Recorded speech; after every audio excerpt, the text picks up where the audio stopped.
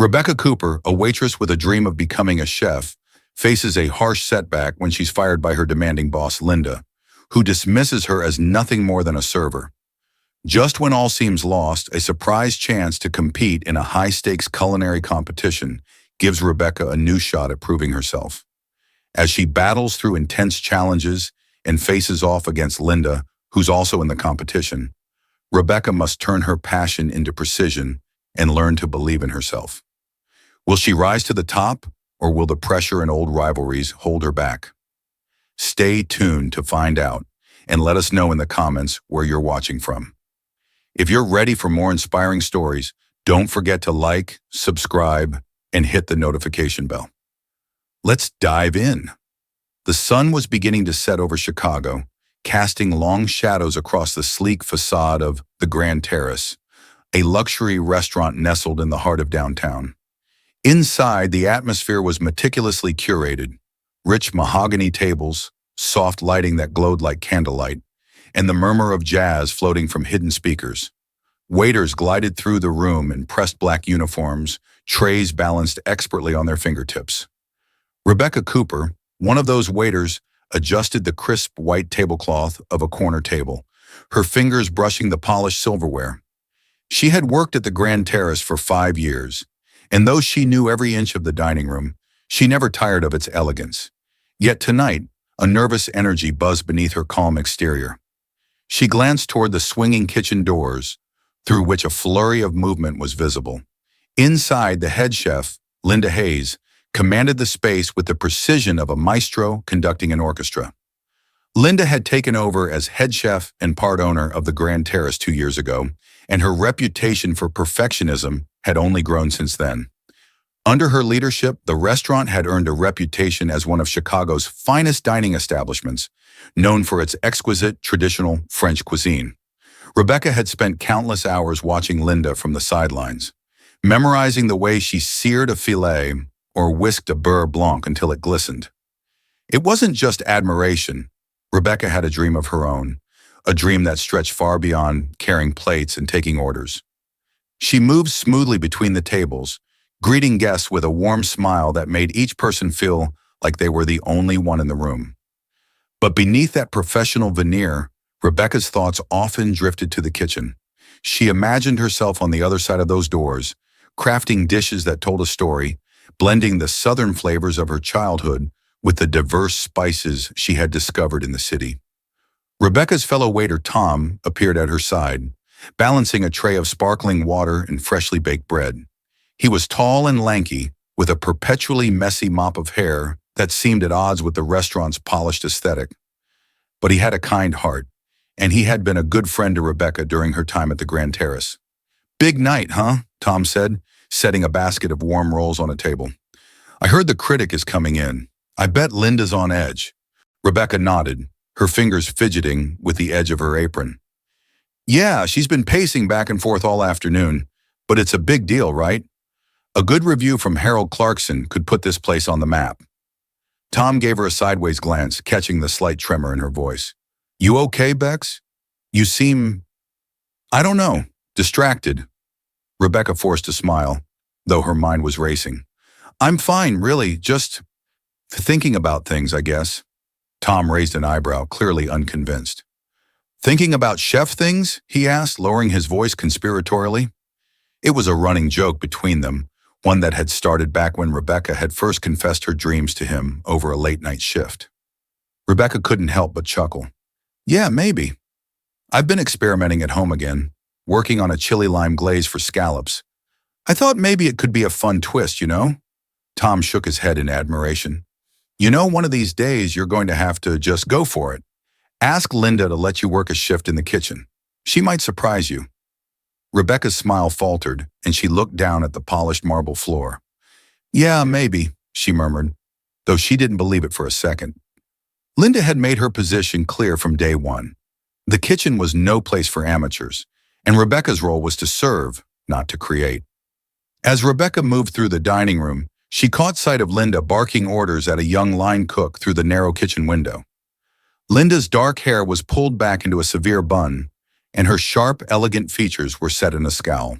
She was everything Rebecca admired: disciplined, uncompromising, and brilliant in her craft.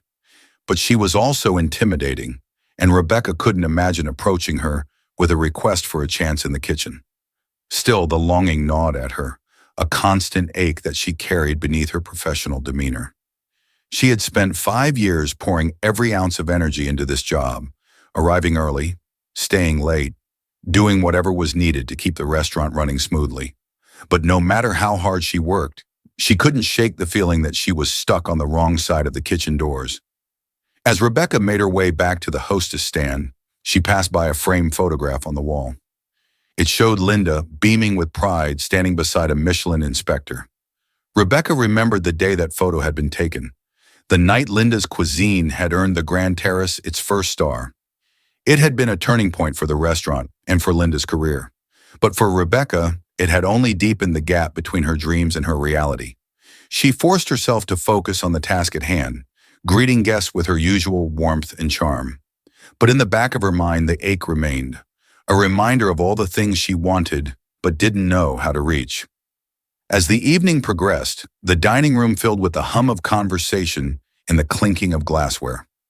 Rebecca moved from table to table, ensuring that every guest was comfortable, their glasses full, and their plates perfect.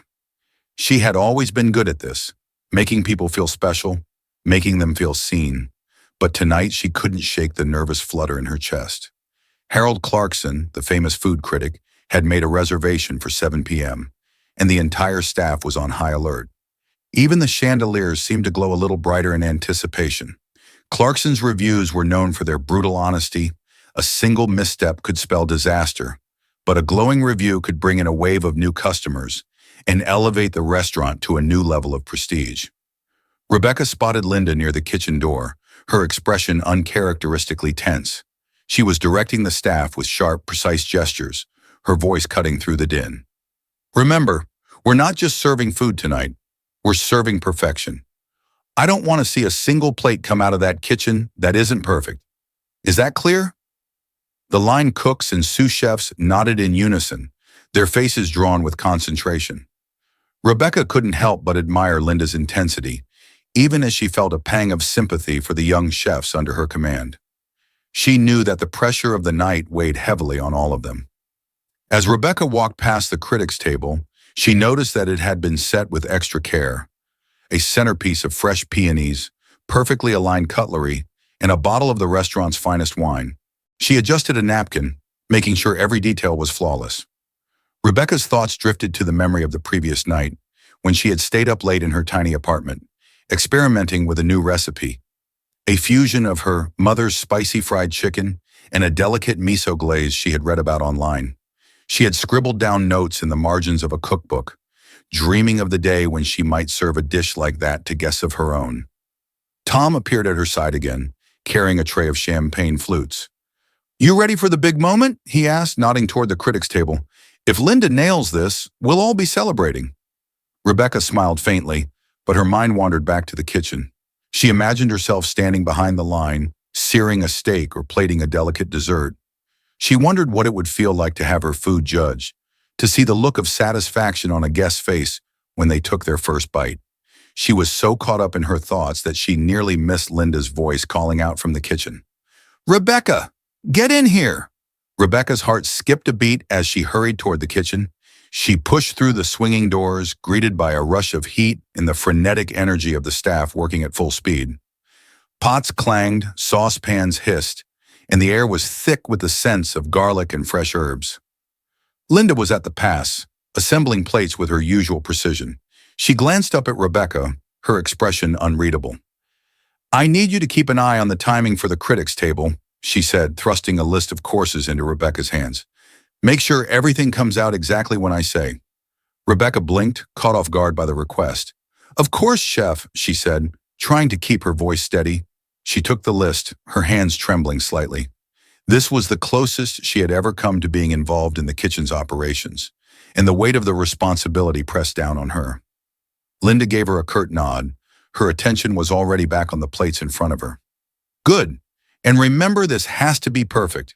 We can't afford any mistakes tonight." Rebecca nodded and moved to the side of the pass, watching as the chefs darted around the kitchen, flames leaping from the stovetops. She kept her eyes on the clock, calling out times for each course, trying to match Linda's unwavering focus. For a moment, Rebecca allowed herself to imagine that this was her kitchen, that the chefs were following her orders, that the dishes being sent out were her creations.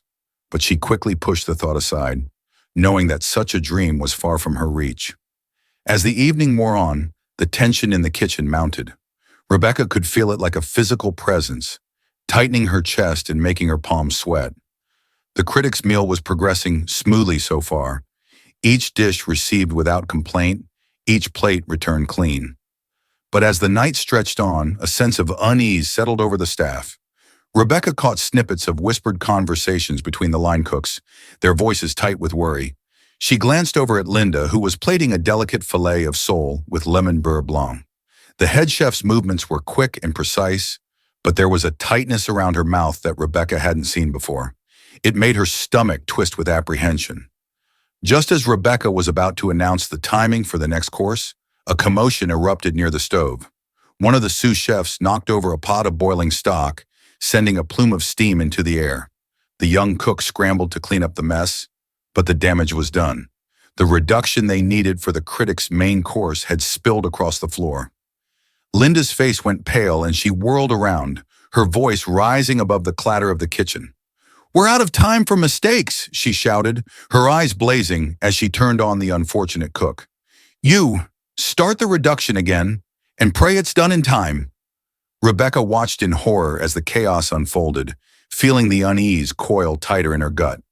The pressure in the kitchen was palpable, like the crackle of a thunderstorm on the verge of breaking. She could see the fear in the sous chef's eyes, the way his hands shook as he tried to salvage the dish. In the midst of the chaos, Rebecca's instincts took over. She grabbed a clean saucepan and stepped forward, ignoring the startled looks from the other staff. "I can help with the reduction, chef," she said, her voice steady despite the pounding of her heart. Linda's head snapped around, her expression thunderous. "You stay out of this, Rebecca. You don't belong here." Rebecca's cheeks flushed with embarrassment, but she held her ground. "Please, chef, just let me." "I said no." Linda cut her off, her voice sharp enough to draw the attention of the entire kitchen. "This isn't your place. You're just a waitress. Get back to the dining room where you belong." The words hit Rebecca like a slap, ringing in her ears. She froze, her hands clenching around the saucepan as she fought back the sting of tears. Around her, the other chefs avoided her gaze, their faces turned away in awkward silence. For a long moment, the kitchen felt unbearably still, the air thick with tension. Then Linda turned away, her voice cold as she barked orders at the line. "Everyone, focus! We need to get this dish out now, or we're finished." Rebecca took a shaky breath and stepped back, the saucepan slipping from her hands with a clatter. She turned and pushed through the kitchen doors, blinking back the hot tears that blurred her vision. The dining room seemed to spin around her, the familiar warmth and elegance suddenly alien and cold. She forced herself to keep moving, to focus on the faces of the guests who had no idea what was happening behind the scenes. But inside, she felt like something had broken, like the fragile thread that had kept her tethered to her dream had finally snapped. When the critic's final course was served, Rebecca slipped into the shadows of the dining room, watching from a distance as Clarkson tasted the last bite of dessert. She could see Linda standing in the doorway of the kitchen, her face tense and unreadable. Rebecca wondered if Linda felt the same sense of defeat that she did, if she understood the weight of all that had gone wrong tonight. But when Clarkson left, his expression carefully neutral, Rebecca knew that whatever judgment he passed would come in the morning, in the form of a review that could make or break the Grand Terrace. She lingered in the shadows unseen as the other staff celebrated the end of the service, their laughter hollow in her ears. Rebecca sat on the city bus, her hands trembling as she gripped the straps of her bag. She kept her gaze fixed on the floor, the rhythmic hum of the engine blending with the muted voices of other passengers. Outside the window, Chicago's skyline blurred into a tapestry of light and shadow, but all she could see was Linda's furious expression, the disdain in her voice as she had delivered the final blow. "You're just a waitress. Get out!" The words echoed in her mind, each repetition striking like a hammer against her fragile sense of self. She had spent years at the Grand Terrace, building a reputation as a dependable, hard-working employee. She had been there through busy nights and quiet afternoons, through the chaos of holiday rushes and the elegance of private dinners. And yet it had taken only one moment, one harsh accusation, to strip her of everything she had worked for. She reached her stop and stepped out into the chill of the October night, the air biting through her thin jacket. Her apartment building loomed in front of her, a squat structure wedged between a laundromat and a closed bakery. Rebecca trudged up the narrow staircase, her footsteps echoing in the empty stairwell. When she reached her door, she fumbled with her keys, her hands still shaking, and let herself inside. The apartment was small, barely more than a single room with a kitchenette, a worn-out couch, and a bed shoved against the wall. It had always been her refuge, a place where she could experiment with new recipes late into the night, where the aroma of spices would fill the air and transform the cramped space into something magical. But tonight it felt empty and cold, the shadows gathering in the corners like unwelcome guests. Rebecca dropped her bag on the floor and sank onto the couch, her head falling into her hands. Tears spilled over, hot and uncontrollable, leaving streaks down her cheeks. She thought of her mother's kitchen in the small town where she had grown up. The warm, homey smells of biscuits baking, the sound of her father humming as he stirred a pot of chili. Those memories had kept her grounded through the hard times, a reminder of what she was working toward. But now they felt like a cruel mockery of her current reality. Jobless, alone, and with no clear path forward. She reached for her phone, her fingers hovering over Henry Carter's number. He had always believed in her, had seen her potential even when she doubted herself. But how could she tell him what had happened? How could she admit that she had failed so spectacularly? Instead, she set the phone down and turned to the one thing that had always brought her solace: cooking. She moved into the tiny kitchenette and began pulling out ingredients, her hands moving on autopilot as she chopped vegetables, seared chicken, and simmered a broth. The familiar motions steadied her, giving her something to focus on other than the ache in her chest. But as she tasted the finished dish, a simple stew, rich with the flavors of garlic and thyme, she realized that the taste was wrong. It was flat, lacking the warmth and depth she had hoped for. She pushed the bowl away, a wave of frustration rising in her chest. Even this, the one thing that had always brought her peace, now seemed tainted by her failure. Rebecca sank back onto the couch, curling up with her knees pulled to her chest. She stared at the ceiling, wondering how she had gotten here, how the dream that had once seemed so vibrant had crumbled into dust. She fell asleep with the city lights casting faint patterns across the walls, her mind a blur of regret and unanswered questions. Rebecca woke to the harsh buzzing of her phone, the sound cutting through the silence of her apartment. She blinked against the morning light streaming through the blinds, her eyes puffy from crying. When she reached for her phone, she saw an unfamiliar number flashing on the screen. She considered letting it go to voicemail, but something made her answer. "Hello?" "Rebecca Cooper." A familiar voice came through the line, warm and tinged with a hint of concern. "It's Henry Carter." Rebecca's breath caught, and she sat up straighter, her heart suddenly racing. "Mr. Carter, it's good to hear from you." "I wish I were calling under better circumstances," Henry said, his voice gentle. "I heard about what happened at the Grand Terrace. Word gets around, you know." Rebecca squeezed her eyes shut, the memory of Linda's anger and the silent, accusing stares of her co-workers flashing through her mind. I didn't mean for it to end that way," she said, her voice cracking. "I just wanted to help." "I know, Rebecca. I know you're not the kind of person who'd cause trouble without reason. That's why I'm calling. I believe in you, and I believe in your talent." Rebecca's throat tightened. She hadn't expected kindness, not after the way things had fallen apart. "Thank you, Mr. Carter, but I don't know what to do now. I feel like I've lost everything." "Well, that's where I think I can help," Henry replied, a smile evident in his tone. "I've got a proposition for you. There's an exclusive culinary competition coming up, Chef's Quest. It's a serious event, a place where up-and-coming chefs get to show what they're made of, and I think you have a real shot." Rebecca's breath hitched, and she stood up, pacing across the small space of her apartment. A competition? Her? Competing alongside real chefs? It seemed impossible, especially after being dismissed as nothing more than a waitress. But Mr. Carter, I've never been a real chef. I don't have any formal training. That's nonsense, Rebecca. I've seen how you light up when you talk about food. I've tasted some of the dishes you've made over the years. Those little extras you'd send out on slow nights, remember? You've got talent, and more importantly, you've got heart, and you've got 6 months to prepare. Rebecca swallowed hard, her mind whirling with doubts and possibilities. She thought of the empty fridge, the stack of overdue bills on her counter, the gaping uncertainty of her future.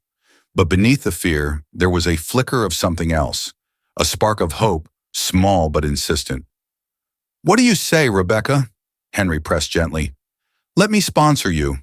Let me give you the chance that you've been waiting for." Rebecca clutched the phone tighter, her voice trembling as she spoke. "Okay, yes, I'll do it. I'll enter the competition." She could almost hear Henry's smile over the phone. "That's the spirit. I'll take care of the paperwork and the entry fee. You just focus on getting ready. And Rebecca, don't let anyone make you believe you don't belong. You've got something special, and it's time the world saw it." After they hung up, Rebecca stood in the middle of her apartment, the phone still clutched in her hand. She felt as if the ground beneath her had shifted, opening up a new path where before there had only been dead ends. She turned toward the window, staring out at the city that had once felt so big, so full of potential, but had become a place of lost dreams. Maybe, just maybe, this wasn't the end. Maybe it was a beginning. The next morning, Rebecca woke before dawn, a determination burning in her chest that she hadn't felt in months. She threw open the curtains, letting the early light flood her apartment, and set about transforming her tiny kitchenette into a workspace that could rival a professional kitchen. She cleared the clutter from the counters, scrubbed every inch until it gleamed, and laid out her knife set, a gift from her parents when she had first moved to the city. Her first weeks of preparation were filled with a flurry of activity. She threw herself into learning everything she could, poring over cookbooks, watching videos of professional chefs, studying the science behind every technique. She experimented with flavors that she had only read about before, creating fusions that melded her southern roots with influences from Asia, Mexico, and beyond. Her first attempts were rough, burnt sauces, overcooked proteins, awkwardly balanced flavors, but she persevered, taking notes on every failure. She spent entire days refining a single dish, testing different seasoning blends, adjusting temperatures by a few degrees, all in search of that perfect bite. In the evenings, the apartment is filled with the comforting smells of stews and sauces simmering on the stove. Rebecca found herself reconnecting with the joy that had first drawn her to cooking. Standing over a bubbling pot, inhaling the rich, layered aroma, tasting a spoonful and feeling that thrill of discovery when everything came together. But it wasn't easy. There were nights when she broke down, the frustration boiling over as yet another batch of soufflés fell flat, or when a dish that had seemed perfect in her mind turned out to be a muddled mess on the plate. She missed the steady routine of the grand terrace, the security of a paycheck, even the company of her co-workers. And beneath it all, the memory of Linda's dismissive words still haunted her, a voice whispering that she would never be more than a waitress. During one particularly difficult week, when her attempts at mastering French pastry left her kitchen dusted in flour and her ego bruised, Rebecca found herself sitting on the floor staring at a pile of collapsed macarons. Her hands shook as she picked one up, crumbling it between her fingers. "Who are you kidding, Rebecca?" she muttered to herself, her voice echoing in the empty apartment. "You're not cut out for this." But then she remembered Henry's encouragement, the faith he had placed in her when she had doubted herself. She remembered the feeling of pride when she had first created a dish that made her mother smile, back in their little home kitchen. And she remembered the taste of her tamarind-glazed chicken, that one perfect bite that had felt like a glimpse of what she could become. Rebecca took a deep breath and got to her feet. She dusted off the flour, wiped her face, and reached for her notebook. She scribbled down the notes she needed to improve the recipe, then picked up the mixing bowl and started again. Slowly, the failures gave way to small victories. She perfected a chili caramel sauce that paired beautifully with seared scallops. She mastered the art of rolling handmade pasta, the delicate strands of dough stretching between her fingers. She even managed to create a soufflé that rose perfectly, the surface golden and airy, with a rich, molten center. Her neighbors began to notice the transformation as well. The elderly woman from the apartment next door, Nancy, knocked on her door one evening, drawn by the smell of cinnamon and cardamom from a batch of experimental cookies. "Something smells divine in here," Nancy said, her eyes lighting up as Rebecca offered her a taste. "You've really got a talent, my dear. I'd say you're ready to give that fancy restaurant a run for its money." Rebecca's cheeks flushed with pride. "I hope so. I've got a lot riding on this." Nancy gave her a knowing smile. "Well, if anyone can do it, you can. Just remember, you've got more strength than you think." Those words became Rebecca's mantra as she pushed through the long nights and early mornings. She faced each challenge with stubborn determination, refusing to let her doubts get the better of her. And with each dish she mastered, with each flavor combination that came together, she felt her confidence returning, a sense of purpose guiding her hands. By the time 6 months had passed, Rebecca stood in her tiny kitchen, surveying the collection of dishes she had created. Each one, a reflection of her journey, her roots, and her dreams. She packed her knives carefully, wrapped up the jars of homemade spice blends she had crafted, and took one last look around the apartment. Tomorrow she would step into a world that had once seemed beyond her reach. Tomorrow she will fight for her place among the best. And for the first time in a long while, she felt ready. The morning sun reflected off the glass skyscrapers of downtown Chicago as Rebecca made her way to the competition venue. She clutched her knife set tightly, feeling the weight of her nerves in anticipation. The entrance to Chef's Quest was adorned with banners, the name spelled out in bold lettering that seemed to challenge her. This was it, her chance to prove herself, not only to the judges and the other chefs, but to herself. As she entered the building, the buzz of excited chatter filled her ears. Contestants from across the country mingled in the lobby, many wearing chef's jackets adorned with the names of prestigious restaurants. Rebecca couldn't help but feel out of place in her simple black apron, her experience limited to the narrow space of her apartment kitchen. But she pushed down the doubt, reminding herself of all the dishes she had perfected over the past 6 months. She had earned her place here. "Hey, newbie, looking a little lost." Rebecca turned to see a young man with curly hair and a wide grin. His name tag read Matt Jennings, and his demeanor was relaxed, a stark contrast to the tension in the air. "First time?" Matt asked, gesturing to her simple attire. Rebecca managed a small smile.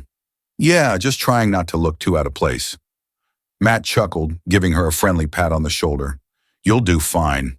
Don't let the fancy jacket scare you. We're all here for the same thing, to impress those judges and get our names out there." Rebecca nodded, appreciating the encouragement. But as she moved toward the registration desk, her heart skipped a beat when she spotted a familiar figure across the room. Linda Hayes stood in conversation with a group of judges, her signature chef's coat gleaming under the lights. Rebecca's breath caught in her throat. She hadn't realized that Linda would be here, hadn't prepared herself for the sight of her former boss looking as composed and authoritative as ever. Linda's eyes swept across the room, and for a brief moment, their gazes met. A flicker of recognition crossed Linda's face, quickly replaced by a cool, dismissive look. Rebecca felt a chill run through her. It was as if all the progress she had made in the past 6 months crumbled in an instant, but she squared her shoulders and focused on the registration process. She couldn't afford to let Linda intimidate her, not now, when everything she had worked for was on the line. After checking in, Rebecca found her station in the kitchen, a gleaming stainless steel counter equipped with burners, ovens, and every tool she could need. She ran her fingers over the surface, feeling a rush of excitement. This was her arena, a place where she could finally prove what she was capable of. The head judge, Elise Monroe, stepped to the front of the room, her presence commanding. With her sharp features and silver hair, she exuded a sense of authority that quieted the room immediately. "Welcome, chefs, to the Chef's Quest competition," she announced. "This is a place where skill, creativity, and passion will determine who rises to the top. Over the coming weeks, you will face challenges that will push you beyond your limits. Only those who can innovate under pressure will survive. Rebecca's heart pounded as she listened to the rules, each word heightening her sense of determination. She stole another glance at Linda, who stood with arms crossed, a slight smirk playing on her lips. The sight of that dismissive expression fueled Rebecca's resolve. She would prove that she belonged here, even if it meant facing down the person who had tried to break her spirit. The first few days of the competition flew by in a blur of flames, clattering pans and the heady scent of roasting meats and herbs. Rebecca quickly realized that Chef's Quest was unlike anything she had experienced before. Each challenge was a test of speed, creativity, and technical skill. One day they were tasked with creating a perfect risotto in under 30 minutes. The next, they had to transform a mystery box of unusual ingredients, duck liver, persimmons, and curry leaves, into a cohesive dish. Rebecca's initial attempts were a mixture of success and near disaster. Her first risotto came out creamy and rich, earning a nod from Judge Monroe, but she struggled with plating under pressure. Her dish looked more rustic than refined. When it came to the mystery box challenge, she managed to create a duck liver pâté with a persimmon chutney that surprised the judges with its balance of flavors. Yet for every triumph, there was a moment that tested her confidence. She nearly burned a batch of caramel sauce during a timed dessert challenge and during a seafood round. Her scallops came out slightly overcooked, drawing a pointed criticism from one of the judges. Each mistake felt like a reminder of how high the stakes were, how quickly a small misstep could send her home. Throughout it all, Rebecca couldn't escape the presence of Linda. Their stations were often only a few feet apart, and she felt the weight of Linda's gaze whenever she struggled with a technique or fumbled a plating. Linda worked with the same precision she had always shown at the Grand Terrace, her dishes executed with perfect technique. But as much as Rebecca admired Linda's skill, she couldn't shake the sense of being watched, of being judged not just by the competition's judges, but by Linda herself. One evening, after a particularly grueling challenge involving a 3-course meal, Rebecca lingered in the kitchen, reviewing her notes on the feedback she had received. The other contestants had left for the night, but she needed to figure out how to improve her presentation before the next round. She was surprised when Linda approached, her expression unreadable. "You're still here?" Linda asked, her tone carrying a hint of condescension. Rebecca glanced up, trying to keep her voice steady. "Just working on a few things. I want to make sure I'm ready for the next round." Linda crossed her arms, a faint smirk on her lips. "You know, Rebecca, I didn't think you'd last this long, but don't get too comfortable. This isn't like serving tables at the Grand Terrace. Real chefs don't just work hard. They have to be exceptional." Rebecca bristled at the implication, the memory of her last night at the Grand Terrace still raw. "I'm here to learn, just like everyone else," she said, meeting Linda's gaze directly. "I know I'm not perfect, but I'm not giving up." Linda's smirk faltered for a moment, and Rebecca thought she saw a flicker of something in her expression. Surprise, perhaps, or even respect. But it was gone in an instant, replaced by the same cold, calculating look. "We'll see," Linda said, turning on her heel and walking away. Rebecca watched her leave, her hands clenching into fists. She wouldn't let Linda's words shake her, not after everything she had fought through. But as she turned back to her notes, she couldn't help but feel the familiar doubts creeping back in. Was she really good enough to stand alongside these chefs? Or was Linda right, that she was just playing at being a real chef? Rebecca took a deep breath, pushing those thoughts away. She focused on the feedback she had received, determined to turn her weaknesses into strengths. She might not have Linda's years of experience or her polished technique, but she had something else, a drive that refused to let her quit. A week later, the competition entered a crucial stage, the Signature Dish Challenge. Each contestant was given 2 hours to create a dish that represented their culinary philosophy, a dish that would define who they were as chefs. For Rebecca, it was a chance to showcase everything she had learned, to put her heart on a plate. She chose to prepare a dish that blended the comforting flavors of her childhood with the bold, vibrant spices she had come to love. Southern-style braised short ribs, slow-cooked with chipotle and tamarind, served over creamy grits infused with aged cheddar and topped with a cilantro lime salsa. It was a dish that told her story, rooted in tradition, but unafraid to take risks. Rebecca moved through the challenge with a focus that felt almost meditative, the heat of the kitchen falling away as she poured herself into every detail. She tasted the sauce, adjusted the seasoning, seared the ribs until they were caramelized and tender. When she plated the dish, she felt a surge of pride, each element balanced, the colors bright against the white plate. The judges approached her station, their expressions curious as they sampled the dish. Rebecca held her breath, her hands twisting in her apron as they tasted. Judge Monroe took a second bite, her brow furrowing in concentration. When she finally spoke, her voice was thoughtful. "Rebecca, this is an impressive dish. The ribs are cooked beautifully, and the flavors are complex. There's a lot of heart in this plate." Rebecca's heart soared at the praise, a smile breaking across her face. She glanced over at Linda, catching the faintest hint of surprise in her former boss's eyes. For a moment, she allowed herself to believe that she could win this, that she could prove that she belonged. But just as Rebecca began to savor her small victory, disaster struck. As she returned to her station to clean up, she overheard one of the judges murmuring to another. "But her presentation could use some work. It's lacking the finesse we're looking for at this level." The words cut through Rebecca like a knife, and she felt her confidence crumble. She turned to see Linda standing nearby, a smirk tugging at the corner of her mouth. "It's not just about flavor, Rebecca. You have to have the whole package," Linda said, her voice dripping with condescension. Rebecca tried to brush off the comment, but the criticism gnawed at her.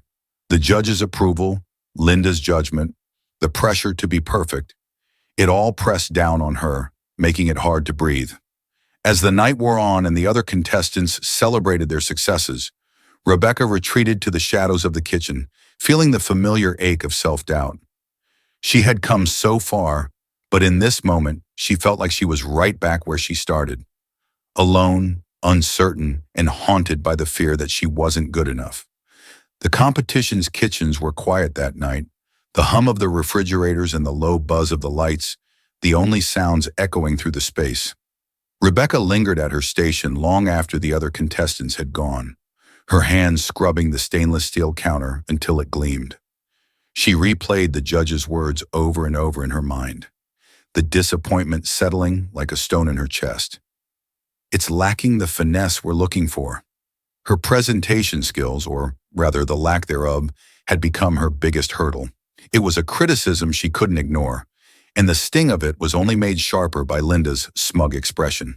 Rebecca's frustration bubbled over, and she slapped the soapy sponge down onto the counter, the sound echoing in the empty room. "Why do you care so much about what she thinks?" she muttered to herself, her voice raw with emotion. "You're not here for her." But even as she said the words, she knew it wasn't that simple. Linda's shadow loomed over every moment of the competition, a constant reminder of the place where Rebecca had once felt small and insignificant. The fear of not measuring up to Linda's standards, of failing in front of the person who had dismissed her so completely, it gnawed at her, threatening to undermine all the progress she had made. Rebecca sank onto a stool, burying her face in her hands. She thought of the long nights in her apartment, the dishes she had perfected, the hope she had carried into this competition. It felt so fragile now, like a dream she was trying to hold on to with slippery fingers. Then, she heard the sound of footsteps behind her. She turned to see Matt, the curly-haired contestant who had welcomed her on the first day, standing in the doorway. He held a to-go cup of coffee in each hand, and he offered one to her with a sympathetic smile. "Couldn't sleep either, huh?" he said, his tone light but his expression kind. Rebecca took the coffee, wrapping her hands around the warm cup. "Something like that, just trying to figure things out." Matt leaned against the counter, taking a sip of his own coffee. "Yeah, I get that. This place is intense, right? It's like one minute you think you've got it all figured out, and the next minute they're tearing you apart for using too much salt or not enough color on a plate." Rebecca couldn't help but laugh softly at the accuracy of his words. "Yeah, that sounds about right. I thought I was ready for this, but maybe I'm not." Matt studied her for a moment, then shook his head. "You know, I've been watching you. You've got something that a lot of these other chefs don't. You care about what you're making. Like, really care. and it shows in the flavors, even if the presentation needs a little work. Rebecca frowned, taking a sip of the coffee. It was hot and bitter, but somehow comforting. Maybe. But flavor isn't enough here. They want something beautiful, and I don't know if I have that in me. Matt shrugged, a crooked smile tugging at his lips. Maybe it's time to learn then. Look, you've got the passion, you've got the drive. All you need is to practice how to plate like those fine dining snobs, right? And guess what? I've got a couple of tricks up my sleeve. How about I show you some tips on presentation, and you teach me how to season my sauces like a real Southern chef? Rebecca looked at him, surprised by the offer. She had spent so much of her time feeling like an outsider here that she hadn't expected anyone to reach out with genuine kindness. She smiled, a small but real smile, and nodded. Yeah, okay, I'd like that. They spent the rest of the night in the kitchen, their hushed voices mixing with the clink of silverware and the low hum of the ovens. Matt showed her how to use the back of a spoon to create swoops of sauce on a plate, how to balance the colors and textures to make a dish look as good as it tasted. Rebecca, in turn, guided him through the process of building flavor, of layering spices and acidity until a sauce came alive. By the time they finally left, the sky was beginning to lighten outside the kitchen windows, streaks of pink and gold cutting through the darkness. Rebecca felt exhausted, but there was a new sense of hope kindling inside her, a belief that maybe she could do this, that she wasn't alone in this struggle. And as she walked home through the quiet city streets, she made a promise to herself. She would stop letting Linda's shadow dictate her choices. She would fight for her place here, not out of spite or fear, but because she believed she deserved it.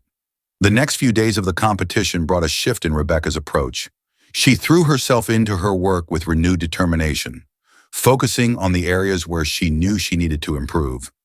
Each challenge became an opportunity to test the new plating techniques she had learned from Matt, to push herself beyond the limits she had once thought unbreakable. The judges noticed the change. During a challenge that required the chefs to reinterpret a classic French dish, Rebecca created a Southern-inspired coq au vin, using bourbon instead of red wine, and serving it with roasted root vegetables and a cornbread crumble. She plated it with care, arranging each element into a composition that was both rustic and elegant. When the judges approached her station, they exchanged glances, their eyebrows raised. Judge Monroe took a bite, savoring the flavors, and nodded approvingly. This is a marked improvement, Rebecca. The presentation is clean, and the flavors are bold. You've captured the spirit of the dish while making it your own. Rebecca's heart swelled with pride, a smile spreading across her face. She caught Matt's eye from across the room, and he gave her a thumbs up, his grin wide and encouraging. For the first time in weeks, she felt like she was gaining ground, like she was truly competing on her own terms. But even as she found her footing, the tension between her and Linda continued to simmer beneath the surface. Linda's own dishes remained precise and technically flawless, earning praise from the judges for their classic execution. Yet Rebecca noticed the subtle shift in Linda's demeanor, a growing frustration that seemed to sharpen with each round where Rebecca received praise.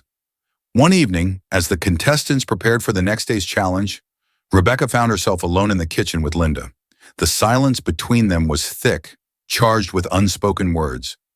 Rebecca focused on her knife work, dicing onions for the next day's prep, but she could feel Linda's eyes on her. Finally, Linda spoke, her tone cutting through the air like a blade. You think you're making progress, don't you? Rebecca straightened, turning to face her.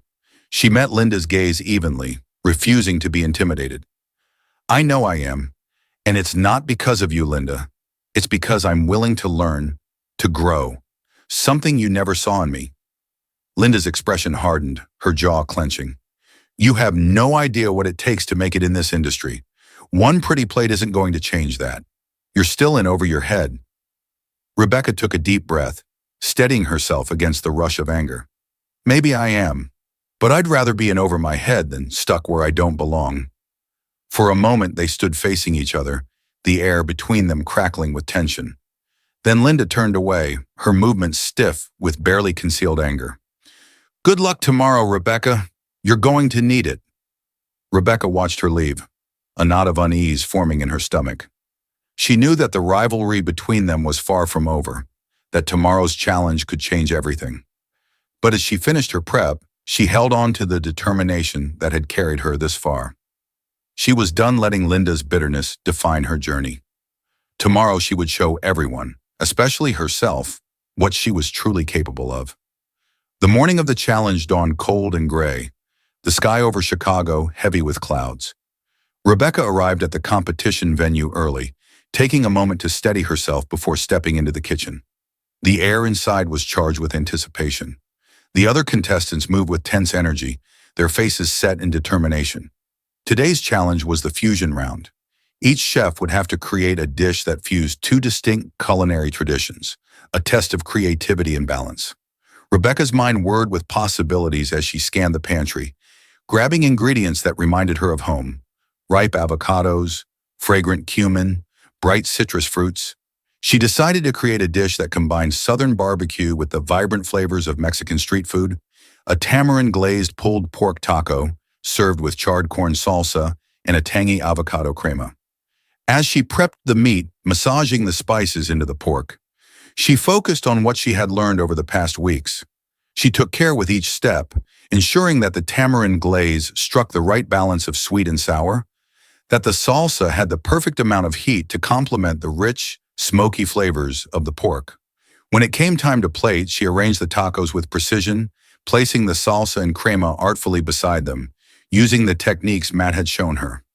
Across the kitchen, she caught a glimpse of Linda working on her own dish, a classic French preparation of duck confit, but with an Asian twist, served with a ginger soy glaze. Rebecca could see the meticulous care in each movement, the way Linda's hands shaped the components with the ease of long experience. But she could also see the tension in Linda's shoulders, the tightness around her mouth. The judges moved from station to station, tasting each dish with thoughtful expressions. When they reached Rebecca, she held her breath, her hands clasped behind her back as they sampled her creation. Judge Monroe's eyebrows lifted in surprise as she took a bite, her eyes flicking to Rebecca with a look that held a hint of approval. "This is excellent, Rebecca," she said, setting down her fork. "You've managed to blend the flavors seamlessly, and the presentation is inviting. It's a dish that speaks to both your roots and your willingness to explore new ideas." Rebecca's chest tightened with emotion, her smile widening. This was what she had worked for, what she had fought through every setback to achieve. She stole a glance at Linda, expecting to see her usual cool composure, but instead she saw a flash of something raw and unguarded in Linda's eyes, something that looked almost like doubt. When the judges moved to Linda's station, Rebecca listened as they tasted her duck. They praised the technique but noted that the flavors felt disjointed, the ginger clashing with the rich confit instead of harmonizing. It was a subtle criticism, but Rebecca could see the way Linda's hands tightened into fists, her jaw clenching with frustration. For the first time, it felt like the power dynamic between them had shifted, and Rebecca realized that she wasn't the only one struggling with the pressure of the competition. That evening, as the judges announced the top dishes of the day, Rebecca's name was among them.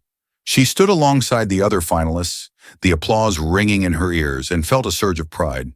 But as she looked out at the crowd, she saw Linda standing at the back, her expression shadowed with a bitterness that twisted Rebecca's moment of triumph into something more complicated. Rebecca returned to her station with the knowledge that she had won this round, but the real battle with Linda and with her own fears was far from over. The tension in the competition kitchen had reached a fever pitch. After weeks of grueling challenges and emotional highs and lows, the head judge, Elise Monroe, stepped forward with a solemn expression. The remaining contestants, Rebecca, Linda, Matt, and two others, stood in a line, their hands clasped behind their backs. The audience in the gallery watched with bated breath, cameras capturing every flicker of emotion on their faces. "Chefs," Judge Monroe began, her voice carrying over the silence, "you've come a long way, and now it's time for the ultimate test.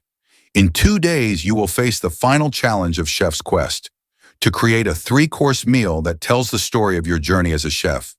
You'll have 5 hours to prepare your courses, and every element must speak to who you are, where you've come from, and where you hope to go. This will be your chance to show us the depth of your passion and your culinary vision." Rebecca felt a shiver run through her as the weight of the challenge settled in.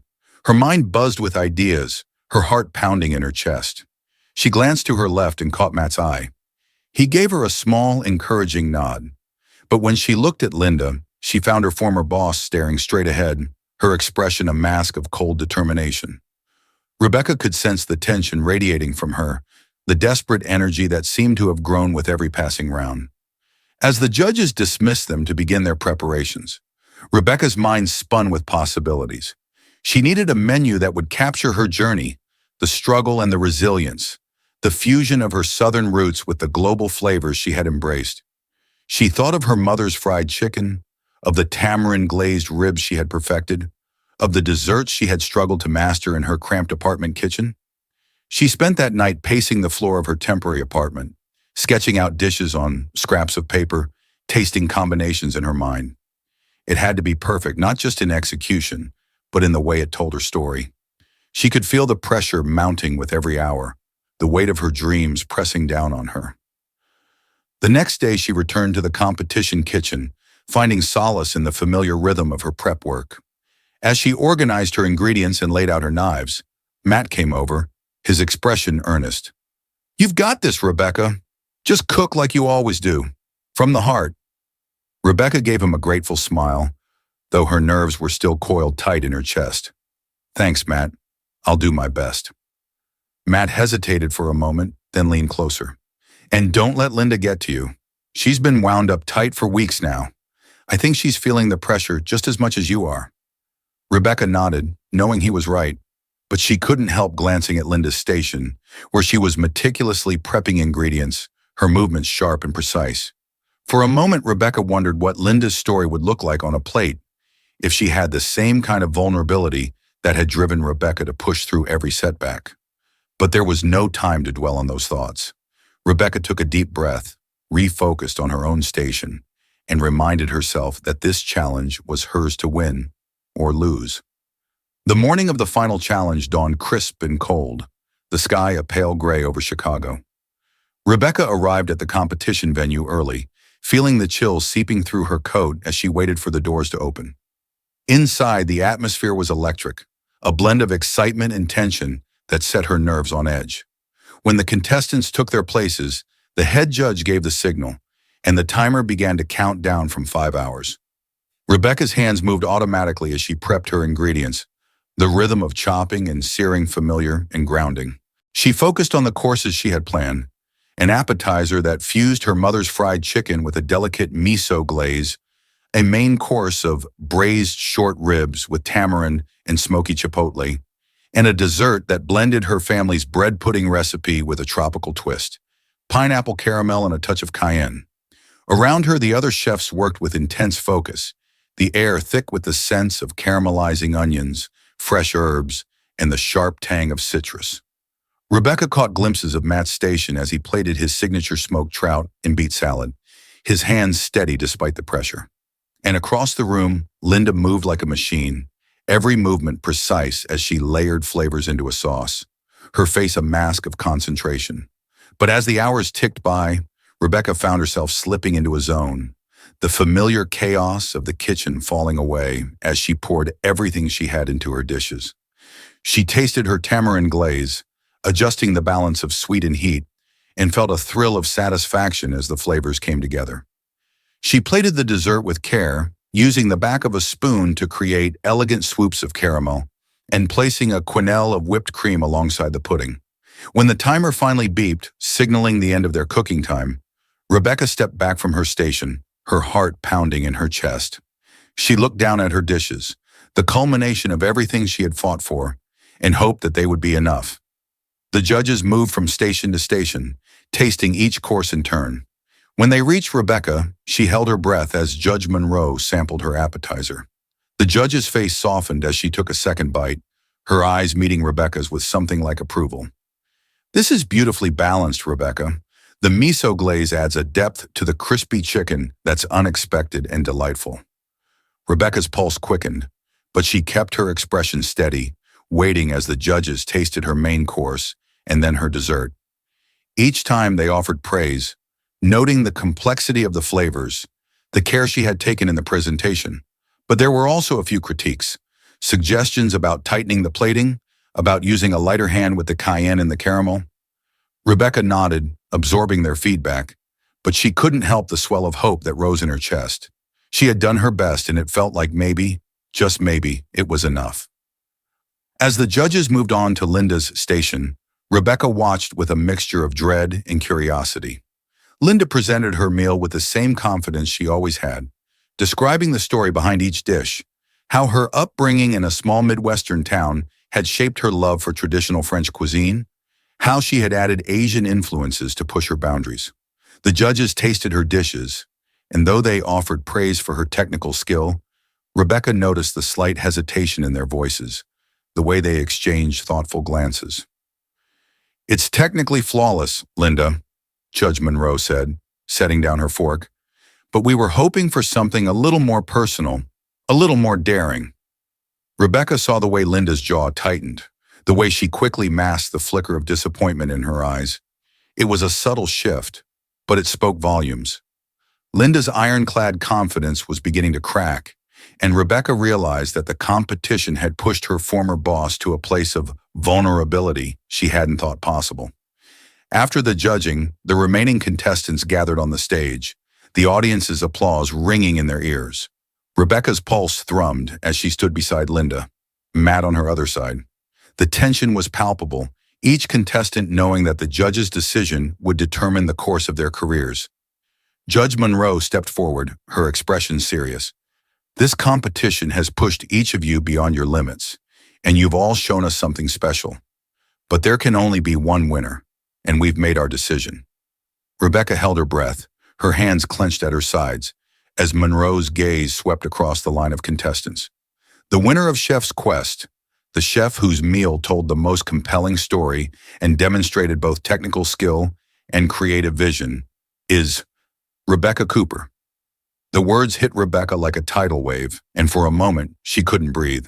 The crowd erupted into applause, and she felt Matt's hand squeeze her shoulder, his voice cheering in her ear. She stepped forward, her vision blurring with tears, as Monroe handed her the trophy. The weight of it in her hands felt like a dream, solid and unreal all at once. Rebecca glanced over at Linda, expecting to see the familiar mask of cold disdain. But what she saw instead made her chest tighten. Linda's face was drawn, her eyes filled with a mix of bitterness and something that looked like regret. For a moment, their gazes locked, and Rebecca saw the exhaustion in Linda's expression, the vulnerability that lay beneath her facade. As the crowd continued to cheer, Rebecca made a decision. She stepped off the stage and walked over to Linda, holding out a hand. "You did a great job, Linda. Your dishes were incredible." Linda stared at her for a long moment, her expression unreadable. Then she let out a short, bitter laugh, shaking her head. "I don't need your pity, Rebecca." Rebecca's hand wavered, but she kept it outstretched. "It's not pity, it's respect.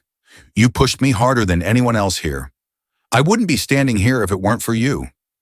For a moment, Linda's composure cracked, her eyes glistening with unshed tears. But then she turned away, her shoulders stiff. "Congratulations, Rebecca. You earned it. But don't expect me to be happy for you." Rebecca watched as Linda walked away, a pang of sadness settling in her chest. She had won, but the victory felt strangely hollow, like there was something unfinished between them, a rift that couldn't be mended with a simple gesture.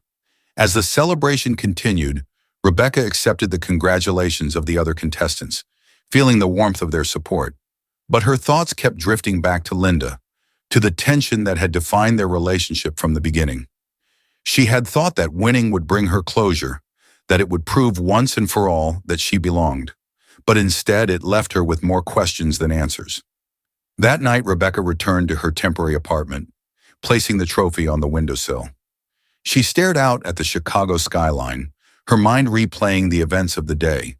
She had proven herself, had shown that she could stand among the best.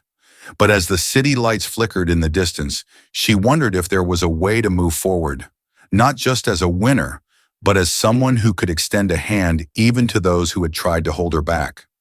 She didn't know what the future held, but she knew one thing for sure. She was no longer the person who had been fired from the Grand Terrace. She had found her voice, and she was ready to use it, both in the kitchen and beyond.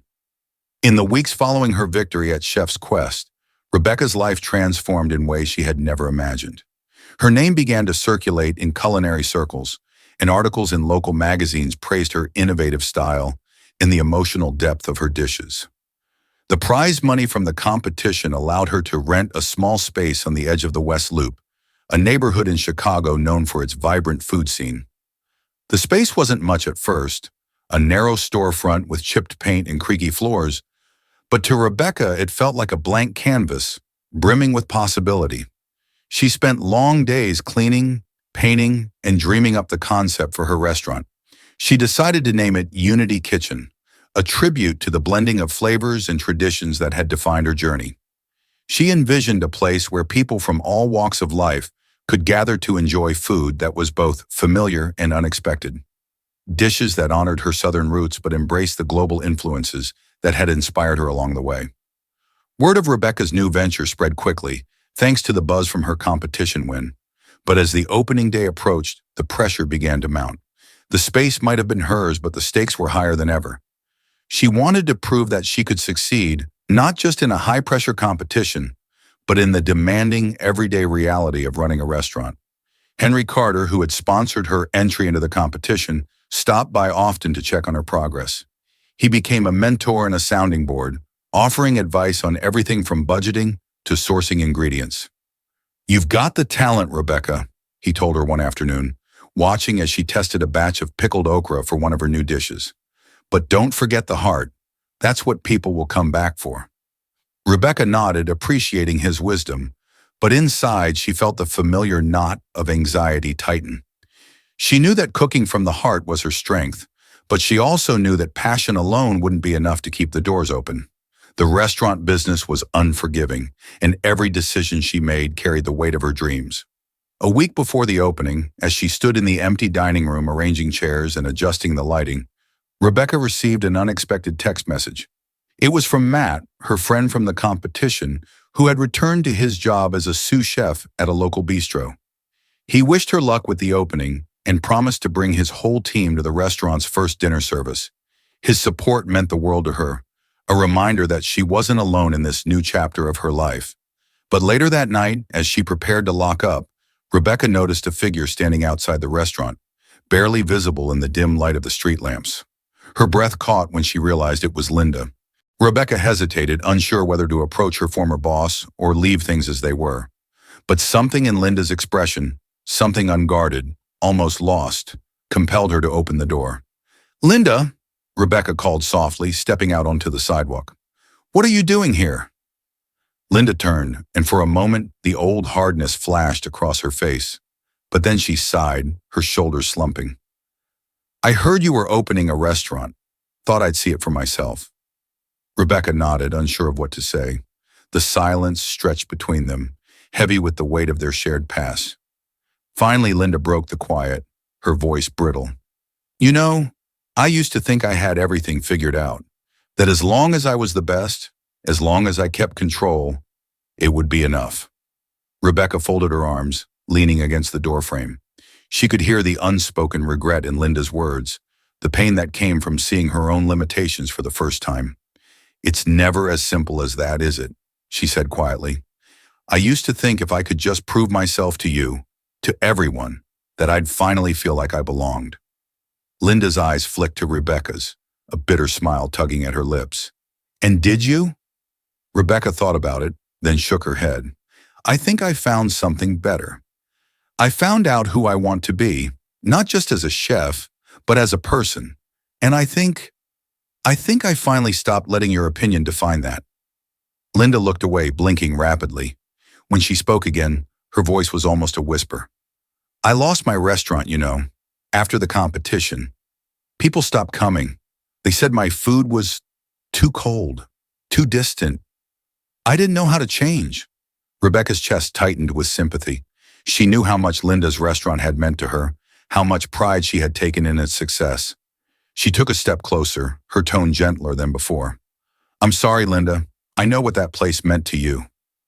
Linda laughed bitterly, rubbing her hands over her face. "I don't deserve your sympathy, Rebecca. Not after everything I did to you. But thanks. Rebecca hesitated, then reached out, resting a hand on Linda's shoulder. Maybe it's not too late to start over. You could come by sometime. See what we're doing here. I'd be happy to have you. Linda's gaze snapped back to her, and for a moment Rebecca thought she might refuse. But then Linda's expression softened, her eyes filled with something fragile, something uncertain. She nodded, a small, tentative movement. Yeah, maybe I will. They stood in silence for a moment longer, and then Linda turned and walked away, disappearing into the shadows of the city. Rebecca watched her go, a strange mix of emotions swirling in her chest. It wasn't quite forgiveness, but it was a step toward something better, something that felt like closure. Opening night at Unity Kitchen arrived faster than Rebecca could have imagined. The day began in a flurry of activity, staff members running through final checks, deliveries arriving, and Rebecca darting between the kitchen and the dining room, ensuring that everything was perfect. She had spent weeks refining the menu, balancing her signature fusion dishes with seasonal ingredients that would surprise and delight her guests. As the sun began to set, casting a warm glow over the city, the first diners arrived. Rebecca's heart raced as she greeted them, guiding them to their tables and explaining the stories behind each dish. The restaurant quickly filled with a diverse crowd, friends from her competition, local foodies curious about the new place, and neighbors from her apartment building who had watched her transformation from afar. Henry Carter sat at a corner table, his expression filled with pride as he sampled a bowl of her signature tamarind braised ribs. Rebecca brought him a plate of her mother's fried chicken, paired with a miso glaze, and he gave her a nod of approval. "You've done good, kid. This place, it's something special." Rebecca smiled, feeling a warmth spread through her chest. "Thanks, Henry. I couldn't have done it without you." As the night went on, the restaurant buzzed with life. Rebecca could hear the laughter of diners mingling with the clinking of glasses, the hum of conversation punctuated by murmurs of appreciation for the food. Her heart swelled as she watched strangers become friends over shared plates, saw the way people's faces lit up as they took their first bites. Between courses, Rebecca took a moment to catch her breath, standing at the edge of the dining room and soaking in the scene. This was what she had dreamed of, a place where food could bring people together, where the warmth of Southern hospitality met the bold flavors she had come to love. And then, through the crowd, she spotted a familiar face. Linda had slipped in quietly, taking a seat at a small table near the back of the room. She wore a simple jacket, her hair loose around her shoulders, and her expression was unreadable as she studied the menu. For a moment, Rebecca felt a pang of anxiety, worrying that Linda might see the imperfections, the rough edges that came with a new venture. But then she took a deep breath and walked over, her smile warm and genuine. "Thanks for coming, Linda," she said softly. "I hope you enjoy the food." Linda looked up, meeting Rebecca's gaze with a mixture of surprise and something else, something softer. "It's impressive what you've done here. The menu looks different." Rebecca chuckled, gesturing to the dishes spread out on Linda's table. A Southern-style gumbo with lemongrass, tacos filled with Korean-inspired beef, and a bowl of her take on bread pudding. "That's the idea. I wanted it to feel like home, but with a twist." Linda nodded slowly, and for a moment, a shadow of a smile crossed her lips. "You've got guts, I'll give you that. Maybe more than I ever did." Rebecca tilted her head, studying Linda's face. "It's not too late, you know, to try something new." Linda hesitated, then gave a small, almost reluctant nod. "Maybe, I'll think about it." They shared a quiet moment, the noise of the restaurant fading into the background. It wasn't a perfect reconciliation, but it felt like a step toward understanding, a small bridge between the bitterness of the past and the possibilities of the future. As Rebecca moved back to the kitchen, she felt lighter, the last traces of her doubts melting away. She had built this place with her own hands, had poured her heart into every dish, and now she could see the impact it had on those who gathered around her tables. It was more than she had ever dared to hope for. That night, as the last of the diners trickled out and the restaurant grew quiet, Rebecca stood alone in the kitchen, her trophy from Chef's Quest gleaming in the corner. She took a deep breath, feeling the weight of her journey settling around her like a warm embrace. She had faced her fears, had fought through doubts and setbacks, and had emerged stronger than she ever thought possible. And in doing so, she had found something greater than success. She had found a sense of purpose, a sense of belonging that no trophy could ever replace. As she turned off the lights and stepped out into the cool night air, Rebecca smiled, knowing that this was just the beginning. The future stretched out before her, filled with challenges and possibilities she couldn't yet imagine. But whatever came next, she knew she would face it with the same determination that had carried her this far. Because now she knew exactly who she was, and she was ready to share that with the world. As Rebecca takes her first steps into this new chapter, she reminds us all that success isn't just about where you start. It's about the passion and perseverance you bring to every challenge. If you enjoyed following her journey of triumph and self-discovery, don't forget to like, comment, and subscribe to our channel. We have many more stories of resilience, redemption, and the power of following your dreams, just like Rebecca did. Hit the notification bell so you never miss an update, and stay tuned for more tales that will inspire you to chase your own dreams. See you in the next story.